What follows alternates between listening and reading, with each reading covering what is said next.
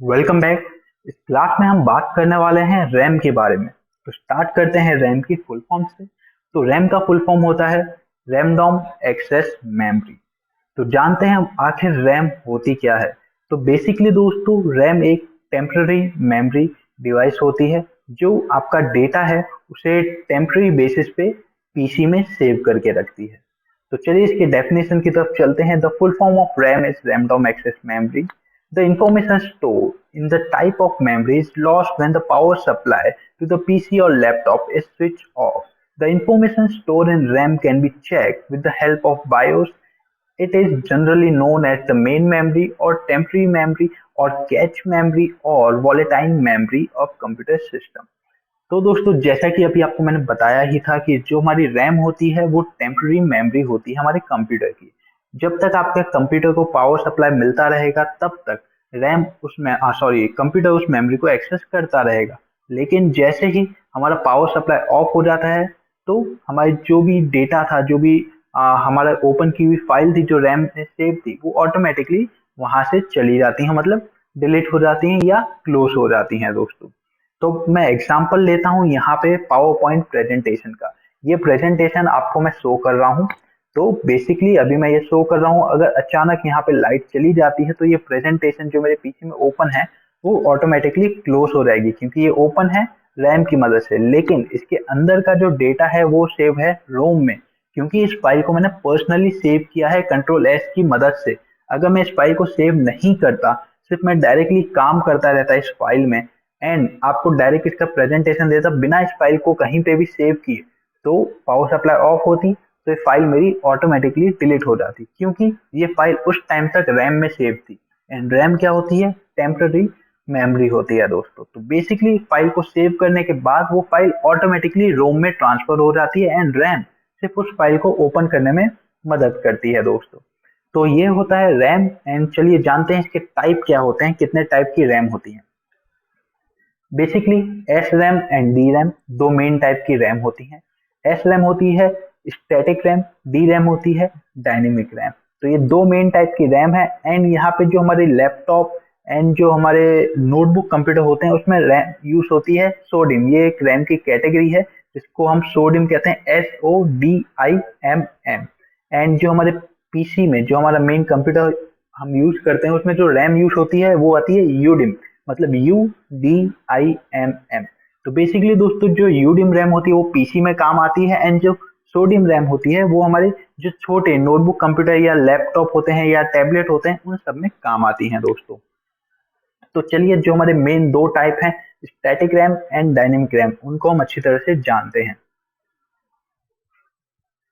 Static RAM is a full form of S RAM. जैसे कि आपको पता ही है कि एस रैम का फुल फॉर्म स्टैटिक रैम होता है। In this type of RAM data is store using the state of 6 transistor memory cell. Static RAM is mostly use as cache memory for process. दोस्तों, सबसे पहले आपको मैं बता देता हूँ कि जो हमारी स्टैटिक रैम होती है, मतलब जो हमारी एस रैम होती है, उसकी साइज कितनी होती है। तो एस रैम जो मैक्सिमम कैपेसिटी होती है वो 16 MB तक होती है।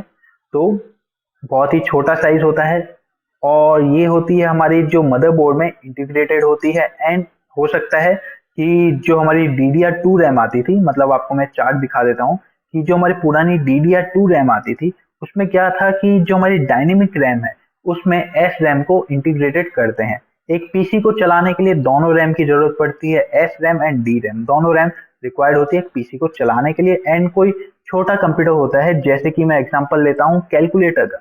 अगर कैलकुलेटर भी एक टाइप का कंप्यूटर ही है, वो एक छोटा कंप्यूटर है, उसमें ज्यादा प्रोसेस करने की जरूरत नहीं पड़ती, एक सिंपल इलेक्ट्रॉनिक डिवाइस है वो। तो उसे चलाने के लिए हमें डी रैम की जरूरत नहीं पड़ती, उसके लिए सिर्फ एस रैम इनफ होती है, क्योंकि उसमें ज्यादा मेमोरी या ज्यादा रैम की रिक्वायरमेंट नहीं होती है। तो नॉर्मल कोई छोटे इलेक्ट्रॉनिक डिवाइस है, सिंपल डिवाइस, तो उसमें एस रैम इनफ है। एंड कोई भी बड़ा इलेक्ट्रॉनिक डिवाइस है जैसे लैपटॉप हो गया, मोबाइल हो गया, या कोई भी ऐसा खिलौना या फिर ड्रोन हो गया, तो उन सब में एस रैम डी रैम दोनों रैम रिक्वायर्ड होती हैं दोस्तों। तो एस रैम नॉर्मल हमारी जो कैच फाइल होती है उसे स्टोर करने के काम आती है। एंड जो डायनेमिक रैम होती है दोस्तों, वो भी कैच फाइल स्टोर करती है, लेकिन उसके साथ साथ हमारा पूरा पीसी भी डायनेमिक रैम हैंडल करती है। तो चलिए इसकी डेफिनेशन हम जानते हैं। DRAM stands for Dynamic Access Memory. It is a type of RAM which allows to store each bit of data in separate capacitor with a specific integrated circuit. Dynamic RAM is a standard computer memory of the many modern desktop computer. तो जैसे कि अभी आपको मैंने बताया जो dynamic RAM है वो मोस्टली अभी यूज होती है हमारे कंप्यूटर में, हमारे पीसी में। तो आप भी कोई पीसी यूज कर रहे हैं तो डेफिनेटली वो डायनेमिक रैम उसमें लगी हुई होगी, जैसे कि आप यहाँ पे देख सकते हैं। तो ऐसा नहीं है सिर्फ दोनों में से एक ही रैम लगती है, दोनों RAM D RAM S RAM दोनों रैम आपके पीसी में लगती हैं दोस्तों। तो एस रैम का काम क्या होता है कि जो उनकी छोटी फाइल होती है, कैच फाइल होती है, उनको जल्दी से, बहुत ही फास्ट प्रोसेस होता है दोस्तों एस रैम का, कि जल्दी से स्टोर कर देती हैं वो हमारे पीसी में। एंड वहां पे डायनेमिक रैम है वो एस रैम जितनी फास्ट नहीं होती, लेकिन वो भी अपना काम करती रहती है दोस्तों। तो चलिए अब आगे बढ़ते हैं, दोनों का डिफरेंस हम जानते हैं। तो चलिए अब जानते हैं इनके difference, S RAM versus D RAM. S RAM has a lower access time, so it is fast compare to D RAM. जैसा कि अभी आपको मैंने बताया कि एस रैम बहुत ही जल्दी काम कर देती है, क्योंकि उसकी जो मेमोरी होती है 32 MB होती है, वो सिर्फ फोकस करती है कंप्यूटर के कैच पे। तो यहाँ पे डी रैम बेसिकली वो हाई टाइम लेगी, एंड यहाँ पे S RAM is costlier then D RAM. तो अब बात करें एस रैम की, तो एस रैम का जो मैक्सिमम साइज आता है वो 16 MB आता है, और वहां पे जो डी रैम होती है आज के टाइम पे, पहले की मैं बात नहीं कर रहा, आज के टाइम पे मिनिमम 1 GB की डी रैम आपको परचेज करनी पड़ती है। तो 1 GB की डी रैम की जो वैल्यू होती है वो एज कम्पेयर टू 16 MB की एस रैम उससे ज्यादा ही रहती है दोस्तों। तो इसीलिए यहाँ पे कॉस्टिंग में थोड़ा फर्क हो जाता है, पर जो हमें वर्क मिलता है तो डेफिनेटली दोनों मिलके जो काम करते हैं वो बहुत ही शानदार करते हैं अपने पीसी में। SRAM required a constant power supply, which means this type of memory which consume more power। तो SRAM है उसको एक कांस्टेंट पावर सप्लाई चाहिए, मतलब उसे रेगुलर एक पावर सप्लाई चाहिए ताकि वो अपना काम रेगुलर करते रहे। एंड वहां पे डी रैम उसे कम पावर सप्लाई में भी वो अपना काम करती है, क्योंकि इसमें जो मेमोरी होती है वो टेम्पररी बेस पे होती है।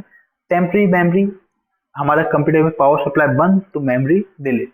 तो एस रैम होती है वो वहां पे कैच मेमोरी स्टोर करती है, तो इसीलिए उसे पावर सप्लाई ज्यादा चाहिए। It is a complex internal circuit and is offer less storage capacity. Is available compared to same physical size of DRAM memory chip.